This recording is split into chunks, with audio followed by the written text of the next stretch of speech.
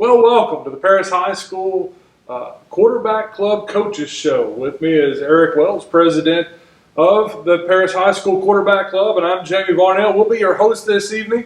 We'll be breaking down the game from homecoming with Paris when they hosted Lamar, and we'll also be taking a look forward. After head coach Tyler Clark joins us, we'll be looking forward to the next week with Cedarville on the road. Eric, it was homecoming. It was a great week in Paris. Everything with the school was great. A lot of fanfare. The school just did a fantastic job. Students did a great job from the assembly all the way through. The floats were fantastic, especially the freshman float. Thought it was just really exceptional. I have a freshman. I helped work on that float. I thought it was a great idea. I'm a freshman sponsor too, so we're a little biased in that. But nonetheless, man, it was a great night. The young ladies looked great. Peyton Forbes being crowned the homecoming queen, but all those young ladies look wonderful out there on the field, and it went smooth for Paris right up until kickoff, and from there it was a long night. It was, and I'll be honest with you, I don't want to mince words. Paris got whipped on Friday night on our homecoming. Lamar looked like a team that had just been beaten by a team that they didn't think should have beat them. They played Cedarville the week before and fell to Cedarville 24-21, and Lamar was out for blood and came serious that day. Jamie, I really think that one of the biggest issues that Paris had, and you pointed this out before we went on the air this evening, was our offensive line play. And that shows up in our anemic rushing numbers. Paris rushed for 26 yards. Lamar rushed for 432 yards. That's a tough way to win a game. Yeah, and I couldn't tell you the last time that Paris had a number that small in the rushing category. Now, this Paris team can win some ball games without winning the rushing title for the night. Because they will pass for him. In fact, their passing yardage was very respectable for them. I think 203 a little over 200 yards. Yeah. So that helps compensate for that. But if you can't establish the run, you can't establish the offense, and we saw that Friday night. And so we're going to get into that. We're going to get into a little bit of the numbers as head coach Tyler Clark joins us in the next segment.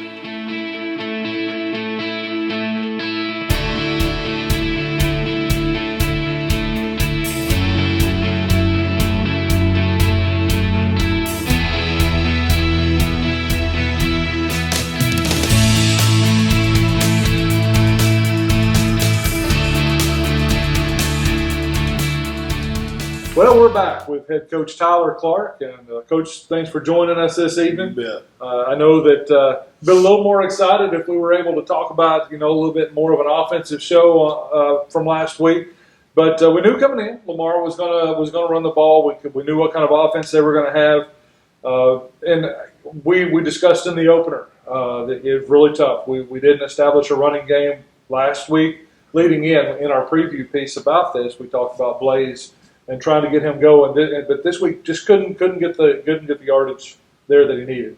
Yeah, it was a tough week, and we, for lack of a better word, kind of got dominated up front. Now, part of that is because they had some bigger, maybe more physical kids than us that night, but also, it's a priority for their defense to keep 7 people in the box at all times.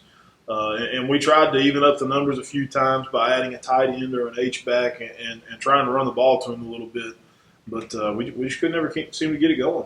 I know that we talked about the players in the box, and your offense is designed off those numbers. And, I think part of that was probably just young and inexperienced kids. We got a lot of young kids up there.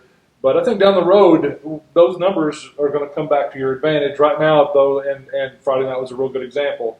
If you don't execute well, they're going to shut it down at the line of scrimmage. Well, where it becomes an issue anytime at all, and I don't care what style of offense you have or what level you're at, if your offensive line is not playing at a high level, you're probably not going to be successful. Because if someone is dead set on leaving that amount of people in the box, you can exploit that by widening out and having 4-5 receivers out there But at the same time, if they decide to bring all 7 and we only have 5 blocking, we're not going to have a ton of time to throw the football.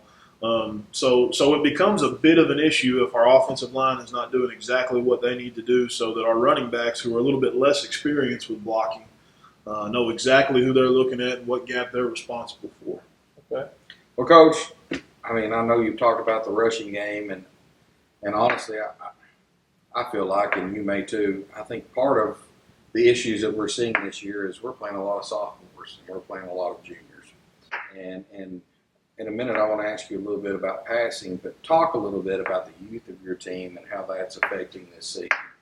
Well, I think that overall it's still positive for us because, we are very young. And as I've said time and time again, when you have young kids, mistakes are going to be made. And I think for the most part, our kids are learning from their mistakes, which is always a positive thing. But then also, and this is in no way a shot at those kids, but that we're just young and dumb enough to not quite understand what a big deal those mistakes are. You know what I mean? Which Sure. sometimes helps with our attitude as far as bouncing back from those mistakes. But let me ask you this, and my count may be wrong, Uh-huh.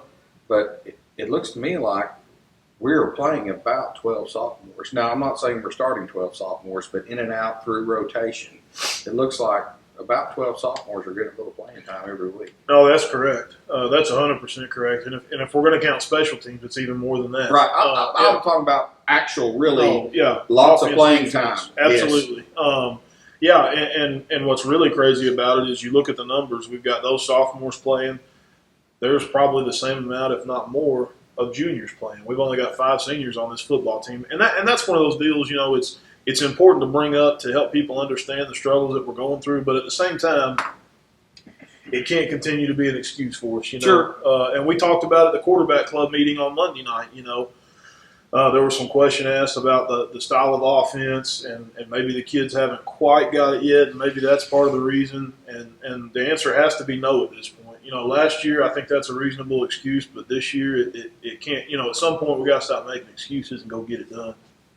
Well, let me ask you a little bit about your passing game. We've Mhm. talked about the rushing game. It wasn't there. Passing, we had some decent numbers. We passed for 203 yards.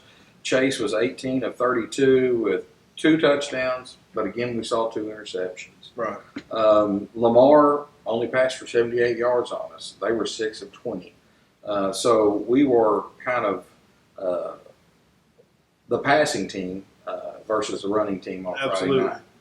Yeah, and there's going to be a lot of nights in our conference with the style of play a lot of teams have in our conference where we're going to be the passing team, but we want to spread the football out, but at the end of the day, we're trying to run the ball too, and that's at the end of the day, when you see a loss like this, you can usually look at the rushing totals and there's your answer.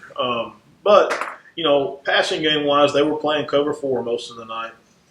So we had a lot of stuff underneath open, and it's a credit to Chase Watts and our receivers for recognizing that coverage and not wanting to take a home run all the time. Just saying, hey, we're gonna throw this for 5 or 6. Our first drive, we threw the ball quite a bit, and to be honest with you, moved the ball. I think the best we have all year. I think that was the best drive we've had the entire year. Well, let me ask you about a second quarter play. Mhm.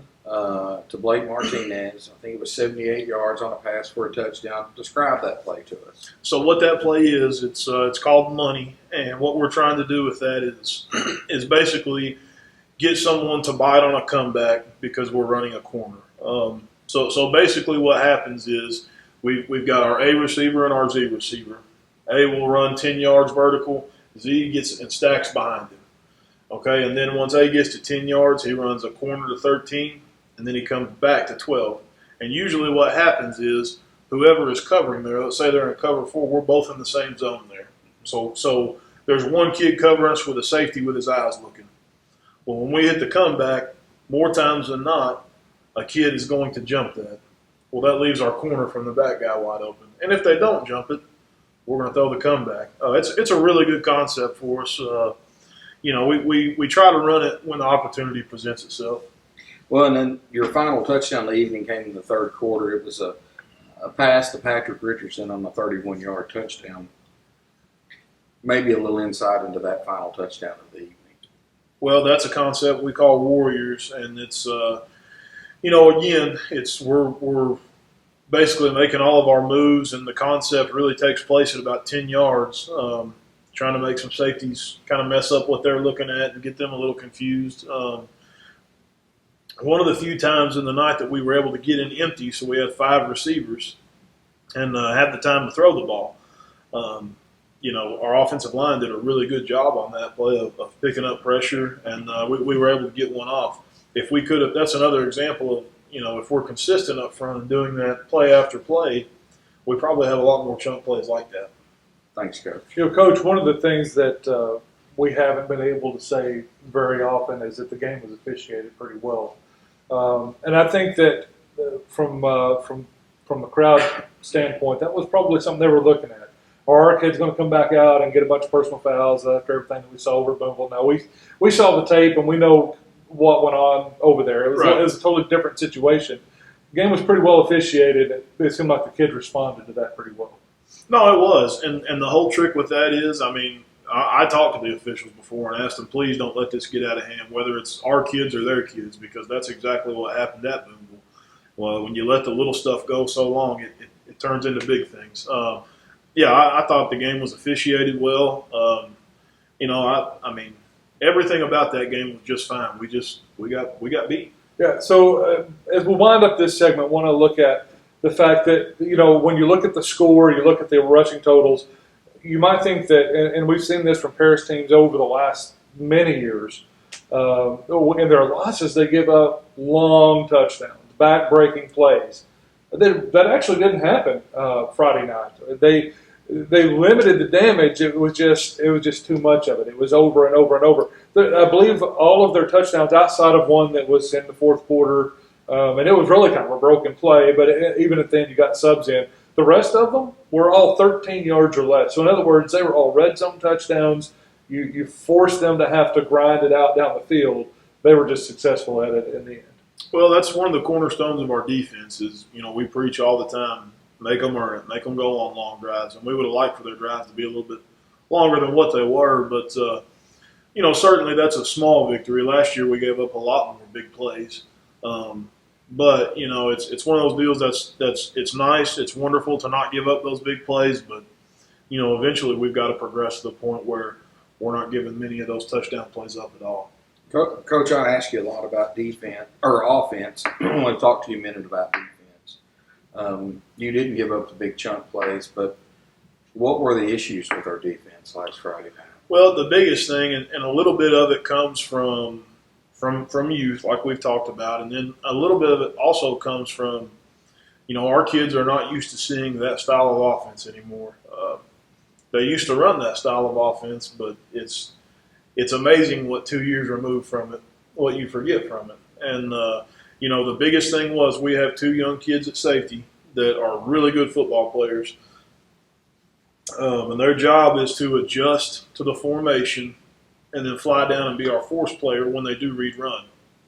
And we were having some issues at the very beginning differentiating the difference in an over formation, meaning you have tackle, tight end, wing, receiver, and an unbalanced formation, meaning, guard, tackle, tight end, wing, or whatever it may be. So we were having some issues there, and those are 2 very different things. It may not seem like a different deal, but the way we have to play that and our gap responsibility, it becomes very different. So when they've got guard, tackle, tight end, wing, and receiver, and all we have are a corner over the receiver and then a safety on the other side of the formation, you're not going to be very successful playing it that way. And, credit to our coaches. We got them on the sideline and drew some things up and tried to reiterate what we were supposed to be looking at, what our keys were.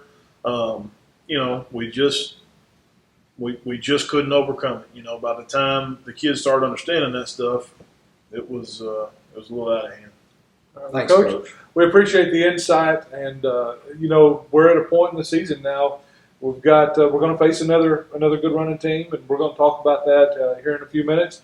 But the season from this point out really transitions, and so we'll get to talk about that in our final segment. So I want you to stay there as we come back. Take a look forward to Cedarville, and then maybe look down the schedule a little bit after that.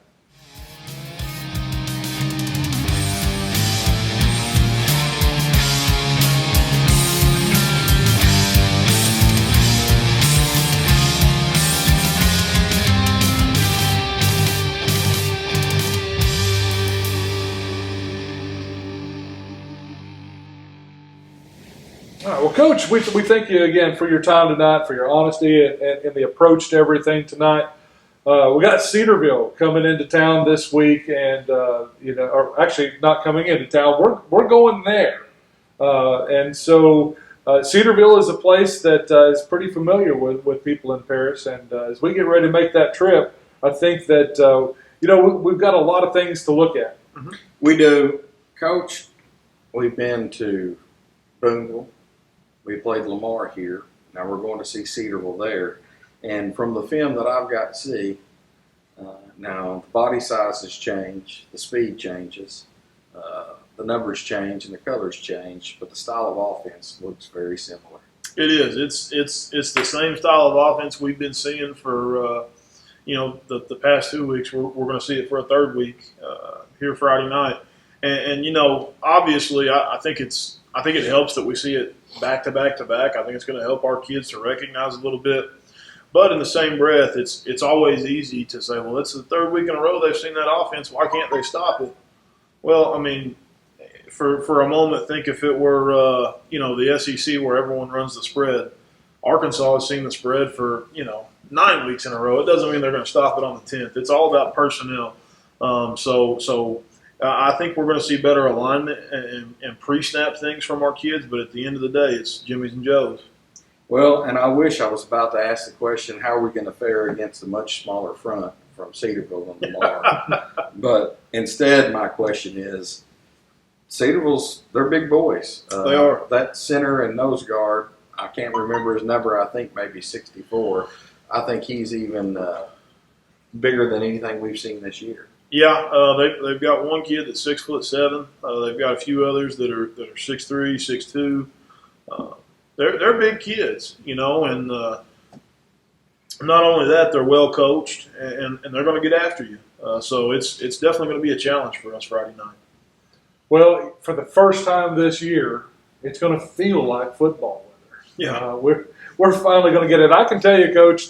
It was a couple of years ago. I guess it was the game 2 years ago. We were there on the road, and it was a wet, cold night, and that sideline on the visiting side likes to kind of throw you in the parking lot. If you step off of it, the next thing you know, you're downhill. But, the weather could be a real factor in this. And they're kind of calling for that rain to either it could be really bad or just moved out right about game time. Yeah, and that's something that we're watching really closely this week. The last I saw about 30 minutes ago, I looked, and the weather seems like it's going to be moved out around noon, which, as we all know, that stuff changes all the time. So who knows? But whether it's a dry field or a wet field, or it's raining, or it's cold or warm, any of that stuff, we've got to have the mental toughness to overcome some obstacles. And the bottom line is to, if the field is soaking wet and it's raining, well, we got to deal with that, but so does Cedarville. Yeah, and they've got a couple of really good running backs. Mm-hmm. They got two of them. They got a sophomore,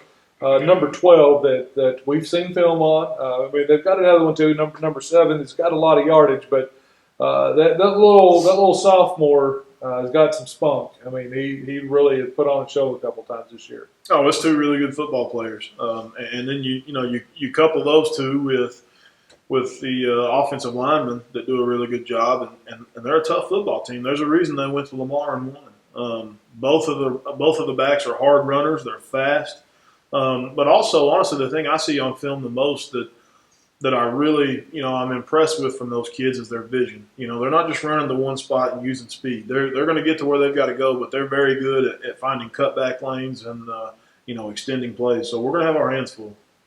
Coach, we're playing a team that beat the team that beat us this past week. Mm-hmm. Lamar 48, Paris 12. Week before that, Cedarville 24, Lamar 21.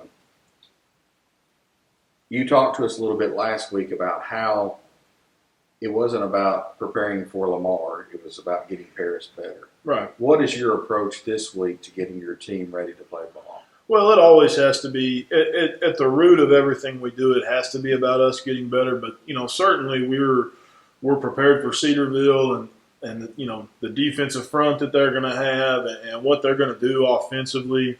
It's all the preparation. I mean, throughout the week that we put into this.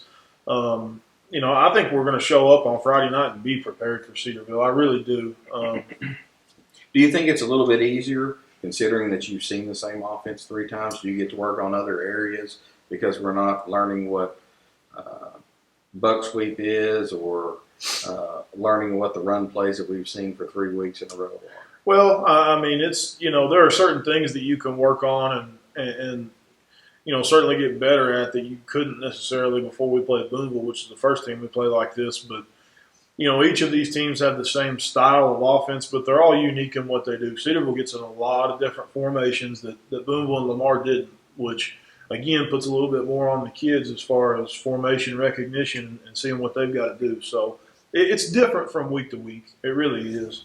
Coach, as we entered the season, we kind of knew this 3-game stretch was going to be brutal. Of course, we knew Lamar, by a lot of people, was picked to win the conference. Boonville, always really good. And Cedarville had brought in another really good group, and theirs just kind of meshed with what they already had, in their upperclassmen. So we knew this three-game stretch was going to be tough.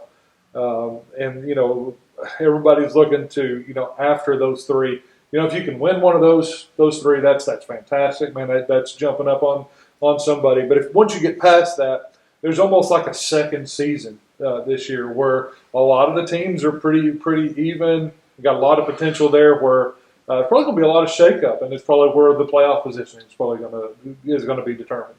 Oh, absolutely. And it's I think what we're going to end up seeing out of this conference is there's no question Boonville and Lamar are, probably, well, I'm not going to say probably, without a doubt, 2 of the better teams in our conference. And Cedarville, if they keep doing what they've been doing, they're going to be that as well. But honestly, at this point in the year, I'm not so sure that, Charleston and Greenland and Mansfield aren't every bit as good as the 3 we previously mentioned. So I think it's going to be a dogfight every week from here until week 10. Yeah, and it's one of those things that I don't think people realize how big the Perryville win was in week 1. Perryville's gone on to win some key games for them, and has kind of moved up in their conference and is going to be a player in their conference. So we know Paris has the tools, has the ability. They're just in a brutal conference right now. Oh, it's tough. There's no doubt about it. And it's it's one of those things that all we can do is play the hand that we're dealt, and we're going to keep getting better every week. And there's no doubt playing competition that is miles better than you doesn't make you any better. But playing competition that's a little bit better than you, that makes you better. And I think that's what we're going to see for the remainder of our schedule is teams that maybe are just a little better, a little more experienced, have a little bit more players. They just got a little bit more in just about every category. But, those kids have something, or our kids have something that some of those hopefully don't, and that's the attitude, the work ethic. And we've seen that even when they've had some tough weeks, these kids have bounced back, and they've maintained their cool and focused on getting better. Coach, we thank you for your time. We thank you for giving us some insight into what to expect. Folks, we'd love for you to come on out, make the road trip with us to Cedarville. Come out there Friday night, cheer loud. The players love it. I mean, you can definitely tell when you're on the sideline, hearing the fans and everything, and our band shows up and puts on a great show. So we would want to say thank you, first of all, for all the time and efforts, all you parents that are getting your kids there, and for all of you that are there screaming your head off on Friday night. Thank you guys for being there. Guys from the Studio 963, just in downtown Paris, we want to say thank you and have a great day.